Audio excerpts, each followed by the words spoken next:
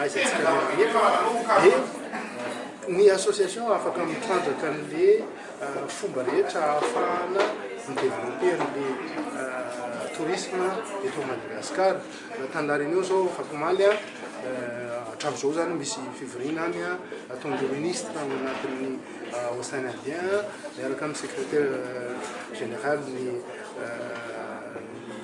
organisation mondiale du tourisme dia mijery an'izay lalana ahafahana finansier an'le opération ivoria zay zany misy intérêt ho Madagasikara. Atsika moa zany ministre du tourisme angambany ilaza be dico aminareo rehefa tavaverina avy any izy miaraka amin'ny président ny ONTM zany zay ihany amin'izao fotoana zao dia Madagasikara singa anankiray fotsiny eo anatin'izy dia mitatitra zany.